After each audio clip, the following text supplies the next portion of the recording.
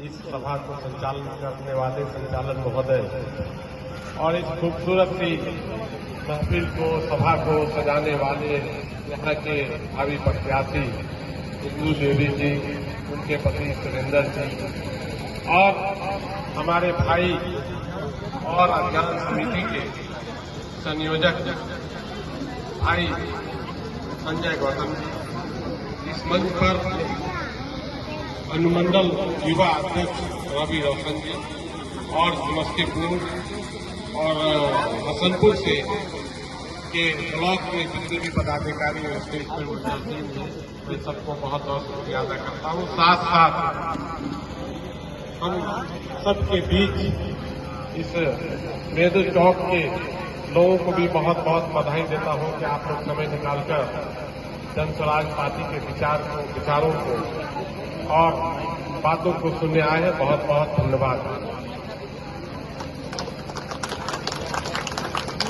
मैं अकेला ही चला था जानिबे मंजिल मगर, मैं अकेला ही चला था जानिबे मंजिल मगर, लोग आते गए और कारवां बनता गया। मैं ये बात इसलिए कह रहा हूं कि आज से 2 साल पहले इसी हसनपुर में जब जनस्वराज पार्टी के सूत्रधार आदरणीय प्रशांत किशोर जी पैदल यात्रा कर रहे थे, तो हमारी सरकार, जो अभी सरकार चल रही है, जो सरकार में पहले थी, उनके नेताओं के द्वारा ये कहा जाता था कि ये प्रशांत किशोर कौन है। अगर प्रशांत किशोर अगर कोई आदमी है तो वो आया है, वो घूम घाम कर यहां से चला जाएगा।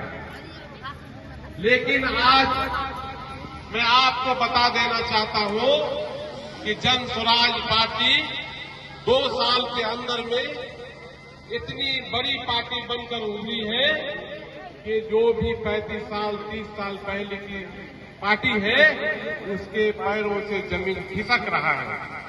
इसलिए पहले कुछ दिन पहले तक उन्होंने कहा कि भाजपा का बी टीम है जन स्वराज पार्टी। अब ये कह रहा है, सही भाई साहब ने कहा कि कल ही महागठबंधन के एक बड़े लीडर ने कहा कि अब बिहार की राजनीति प्रशांत किशोर के इर्द गिर्द घूमने लगी है। इसलिए मैंने ये शेर पढ़ा कि मैं अकेला ही चला था जानिबे मंजिल मगर, कारवां बनता गया, कारवां बनता गया। मैं आपको बता देना चाहता हूं कि आजादी के बाद जो बिहार की स्थिति रही, वो आज भी वही बद से बदतर बन के रही। मुझे याद है कि 2 साल पहले जब आदरणीय प्रशांत किशोर जी के साथ मैं पैदल यात्रा कर रहा था, तो मैं देख रहा था गांव में जाकर, मैं समझ रहा था कि गांव के लोगों की जो स्थिति है वो बद से बदतर है। 35 साल जिनकी सत्ता रही, 15 साल लालू जी की सरकार रही, अभी 20 साल से नीतीश कुमार की सरकार है। मैं बता देना चाहता हूं कि लालू जी की सरकार जब बनी तो ऐसा लगा कि लालू यादव यहां पे आए हैं, बिहार की तरक्की जरूर होगा, दिशा और दशा बदलेगी।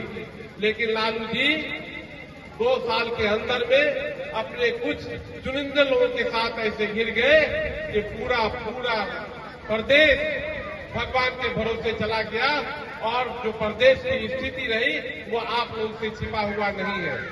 मैं आपको बता देना चाहता हूं कि लालू यादव और परिवार सिर्फ और सिर्फ अपने विकास के लिए, अपने परिवार के विकास के लिए आए, लेकिन जनता का कोई काम नहीं किया। भाई मैं आपको बता देना चाहता हूं कि लालू यादव से ज्यादा पढ़े लिखे परिवार, उनकी राबड़ी देवी से ज्यादा पढ़ी लिखी महिलाएं परिवार, ज्यादा परिवार में था।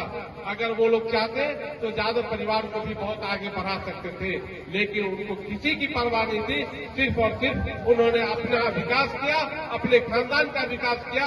उनको जनता से और अपने परिवार को जोड़कर ज्यादा परिवार से भी उनका कोई लेना देना नहीं रहा। वो चाहते तो आज लालू यादव परिवार के भी बच्चों का अगर भविष्य बेहतर करना चाहते तो जरूर बेहतर हो सकता था।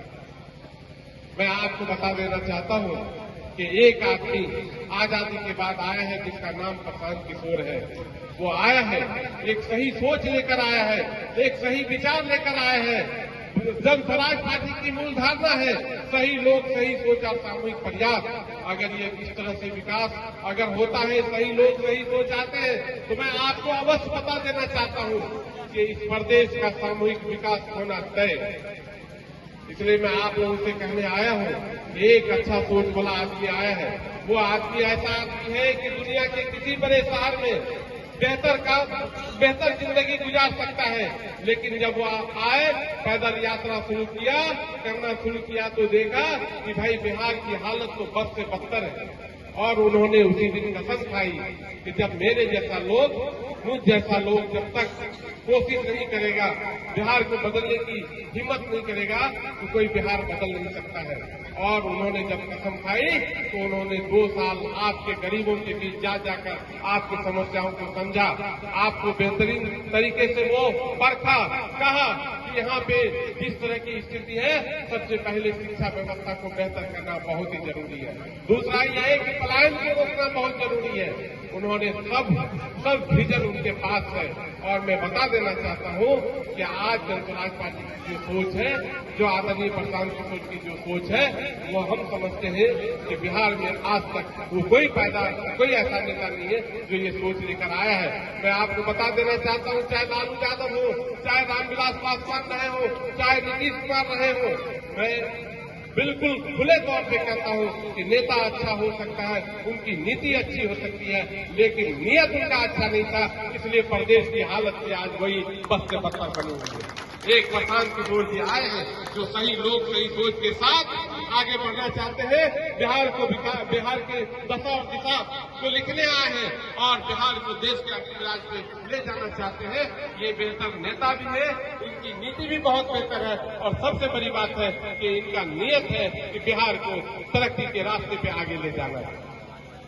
इसलिए मैं आप लोगों से आग्रह करने आया हूं कि आने वाला दिन बहुत जल्दी, आपको 2 महीने 3 महीने में इलेक्शन होना है। बहुत सारे लोग आएंगे, आपसे कहेंगे मैं ये कर दूंगा, मैं वो कर दूंगा, लेकिन आप उनसे जरूर पूछना कि मैंने 15 साल आपको दिया समय, 20 साल आपको वोट दिया, आप बता दो कि आपने बिहार की जनता के लिए क्या किया है, हमारे बच्चों के लिए क्या किया है, पलायन रोकने का आपने क्या किया है, गरीबी से निकालने का आपने क्या काम किया है। एक आदमी जन स्वराज पार्टी आया है जो बहुत मजबूत विकल्प के तौर पर आया है।